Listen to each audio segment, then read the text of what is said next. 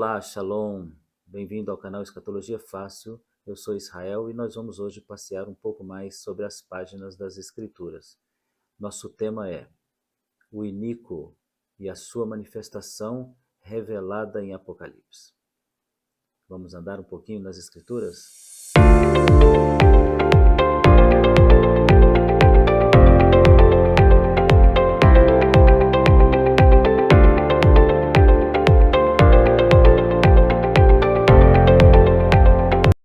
Antes de prosseguirmos, eu quero pedir a você, se inscreva nesse canal, dê essa força para todos nós. Nós precisamos muito da sua força no YouTube para continuar levando a palavra do Senhor.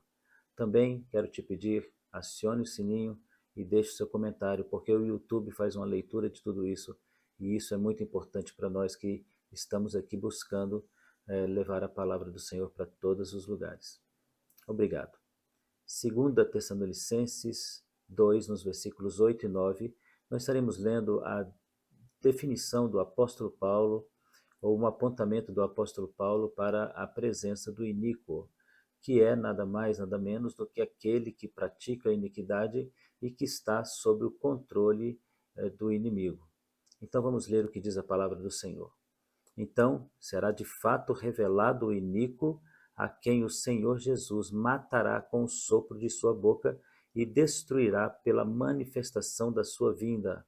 Ora, o aparecimento do iníquo é segundo a eficácia de Satanás, com todo o poder e sinais e prodígios da mentira. O iníquo é alguém que recebe o poder e a autoridade da besta, que por sua vez é um reino, um governo, um poder, mas também é a referência ao próprio inimigo, a antiga serpente, que hoje é o dragão.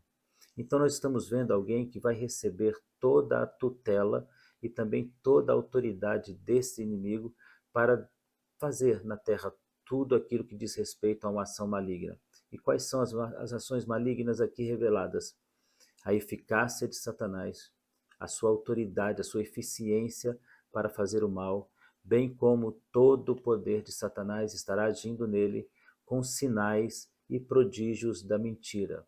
Em outras palavras, o anticristo estará mostrando sinais para se mostrar a alguém que ele na realidade não é, para revelar alguém que na realidade ele nunca foi. Então agora nós vamos caminhar pelas páginas do Apocalipse e vamos andar lentamente olhando cada detalhe do capítulo 17 de Apocalipse, porque ali a grande revelação sobre o iníquo, ele é apontado e até o seu endereço é demonstrado. Nós vamos buscar decifrar cada parte desses versos e entender cada relação deles. Eu quero lembrar a vocês que nós aqui do canal Escatologia Fácil, nós não defendemos nenhuma escola escatológica. Pode até que em algum momento, alguma coisa que a gente venha dizer possa se parecer com uma escola ou com outra, porque na realidade as escolas bíblicas vivem esse momento assim. Eles estão, vezes, concordando com a Bíblia, vezes discordando, vezes criando caminhos extremamente complicados. Por isso que o nosso canal é Escatologia Fácil. Então você vai entender que nós não estamos falando de uma escola. E sempre que nós pontuarmos alguma coisa que se coincida com a escola, saiba, não tiramos da escola esse pensamento, tiramos da Bíblia. Então vamos a Apocalipse capítulo 17, no verso 1 em diante. Veio um dos 7 anjos que tinham as 7 taças e falou comigo dizendo: Vem, mostrar-te-ei a condenação da grande prostituta que está sentada sobre muitas águas. A palavra do nosso Deus vai nos revelar mais à frente o que é muitas águas, nós vamos compreender facilmente. Mas eu quero que você entenda que o assunto do capítulo 17 é o Senhor apontando os erros e as falhas de uma prostituta. E quem pode ser essa prostituta? Ela aparece no livro de Oséias. O Senhor pede ao profeta para que escolha uma mulher de um prostíbulo. E ele ali então ama essa mulher, e essa mulher vezes volta para a vida do prostíbulo. Então o ensino que o Senhor está dando é sobre Israel, e ele está dizendo: assim faz Israel comigo. Eu protejo, tento tirar da desgraça, do problema, mas Israel está sempre voltando para esse lado, sempre fugindo de mim, que amo Israel. Mas essa situação também, em razão da igreja do Cristo, aponta também para a igreja, fala também da igreja, porque nós fomos ligados por meio de Abraão, enxertados na descendência de Abraão, convidados pelo Cristo para fazer parte de sua família. Então veja, nós agora estamos dentro do capítulo 17, no verso 1, porque nós também estamos sendo colocados agora como o povo que trai e adultera contra o Senhor Deus. E quando que o povo adultera? Quando coloca ídolos em seu coração. No livro do Êxodo, no capítulo 20, são apresentados os 10 mandamentos do Senhor, as 10 negativas do Senhor, porque ele fala de não fará, não fará, não terás. Então ele está fazendo negativas ali. Veja, e o Senhor está dizendo sobre chegar na sua presença carregando outro Senhor. Não te apresentarás diante de mim tendo outro Senhor, junto a outro Senhor, que proibiu a idolatria, que proibiu a monolatria. Como esse povo agora chega diante do Senhor? O Senhor não está falando apenas de idolatria com ídolos feitos por mãos de homens. O Senhor está falando principalmente daqueles que não são feitos por mão de homens. Então o Senhor está revelando o coração das pessoas. E olha, há muitos ídolos em nosso coração. Muitos ídolos estão no coração de muitos crentes. Amam às vezes a família mais do que a Deus, amam às vezes a eles mesmos mais do que a Deus, amam este mundo mais do que a Deus e às vezes até amam mais a obra de Deus do que o próprio Deus. Acabam se apresentando com ídolos nos seus corações. Então, sobre isso, o Senhor está falando aqui no capítulo 17, no verso 1, que diz: o anjo disse, mostrar-te-ei a condenação da grande prostituta. E aqui nós temos que chamar a atenção para duas palavras: prostituta, que nós já explicamos, e grande. Não é uma pequena instituição, mas uma grande instituição, que vai emergir das águas. E nós vamos ver daqui a pouco o que isso significa. Com a qual se prostituíram os reis da terra. Nós vamos ver que agora todos os versículos vão indicar alguma característica desta prostituta.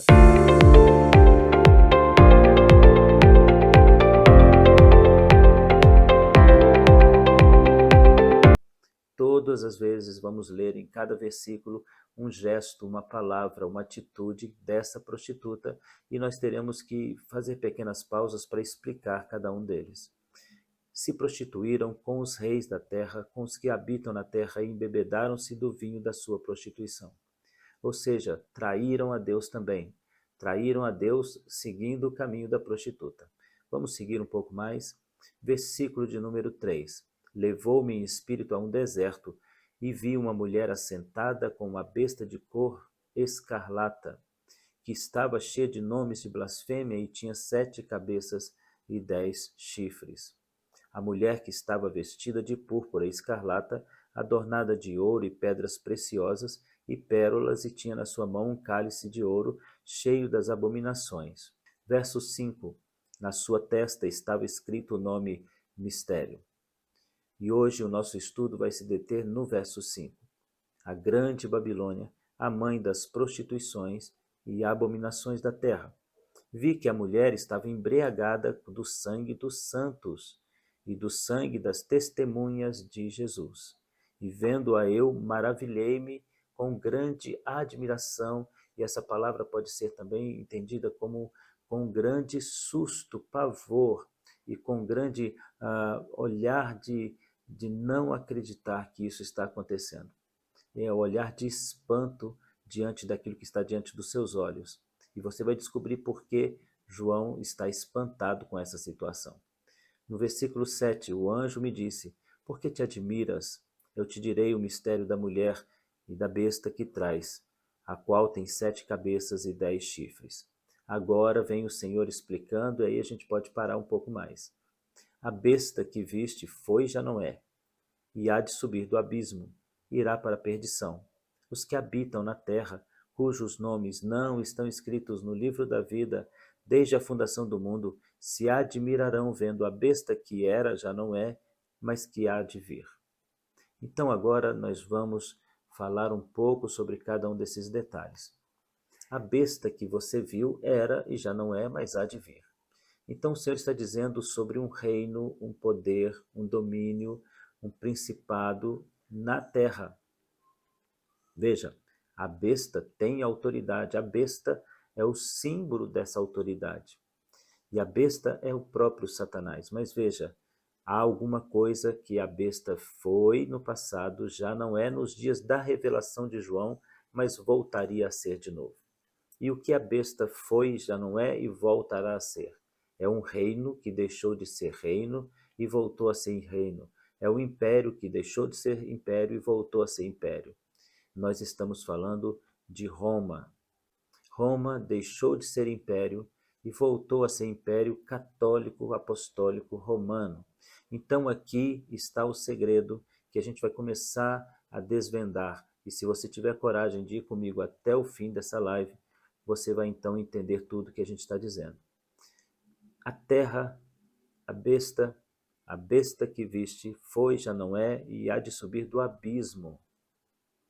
Você talvez não entenda o que é o abismo, mas o abismo é um lugar onde os demônios são aprisionados. Quais demônios? Aqueles que decaíram. Como assim, pastor? Aqueles que caíram mais de uma vez.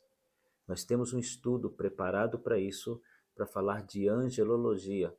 Mas veja, anjos do Senhor caíram e depois caíram novamente.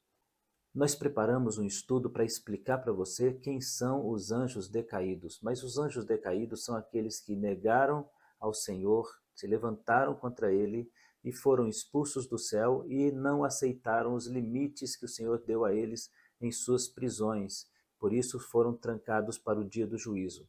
Muitos versos falam sobre isso, mas eu quero apenas citar um, porque nós teremos um momento para estudar especificamente esses anjos. Então vamos ver a carta de Judas no verso de número 6. E os anjos que não guardaram seu estado original, mas abandonaram seu próprio domicílio, ele os tem guardado em trevas, em algemas eternas, até o dia do juízo final. Então veja que o Judas está declarando que certos grupos de anjos não aceitaram a punição que Deus havia dado pelo pecado cometido contra Deus, pelo que se levantaram novamente, e o Senhor então os aprisionou para o dia do juízo. Eles serão libertos no capítulo 9 de Apocalipse. Nós deixamos detalhes dessa libertação provisória para o dia em que nós estivermos lendo o capítulo 9. Vamos continuar então a nossa leitura do capítulo 17 de Apocalipse. Aqui há sentido quem tem sabedoria. As 7 cabeças são 7 montes sobre os quais a mulher está assentada. Já são também 7 reis, 5 caíram, um existe, o outro ainda não é vindo, e quando vier convém que dure pouco tempo. A besta que era já não é, ela também é o 8º e é um dos 7 e vai para a perdição. E os 10 chifres que viste são 10 reis que ainda não receberam reino, mas receberão poder como reis por 1 hora juntamente com a besta. Estes têm o mesmo intento, entregarão o seu poder e autoridade à besta. Estes combaterão contra o Cordeiro e contra o Cordeiro os vencerá, porque é o Senhor dos exércitos, o Rei dos reis, vencerão os que estão com ele, chamados eleitos e fiéis. Disse-me ainda, as águas que vistes, onde se assenta a prostituta, são povos, multidões e nações. Os 10 chifres que viste na besta são os que aborrecerão a prostituta e a porão desolada e nua, e comerão sua carne e a queimarão no fogo, porque Deus tem posto os seus corações que cumpram o desígnio, o seu intento, e tenham a mesma ideia, e que deem à besta o seu reino, até que se cumpra a palavra de Deus. E a mulher que vistes é a grande cidade que reina sobre os povos da terra. Então agora começa a ficar ainda mais interessante o nosso estudo, porque o Senhor agora está se referindo a uma série de detalhes para apontar quem é, onde está o iníquo e quem ele é. Veja, Você percebeu que existem muitos detalhes aqui? Você viu que existem inúmeros detalhes? E aí eu quero falar com você sobre a maneira de Deus falar no meio dos profetas. Os falsos profetas usam um argumento chamado lei epistemológica, ou seja, a lei da probabilidade. O que isso significa? Quanto menos informações eu dou sobre um texto ou sobre a minha profecia, maior é a possibilidade de eu acertar. Exato, quanto menos informações, maior a possibilidade de eu acertar. Se eu dou muitos detalhes, menor é a possibilidade, porque você vai fechando o leque para um grupo específico e para uma condição específica. Pois o nosso Deus não usa a lei epistemológica, ele dá detalhes, cores, nomes e lugares. Ele fala sobre a situação e o ano que tudo isso vai acontecer. Já os falsos profetas usam a adivinhação e jogam com a igreja e mentem para a igreja. Em Deuteronômio, no capítulo 18, diz: Não tema esses homens, não os siga, porque são mentirosos, e nisso saberão que mentiram contra nós, que estão falando de si mesmos. Quando eles profetizaram a profecia e essa não se cumprir, esse profeta é falso.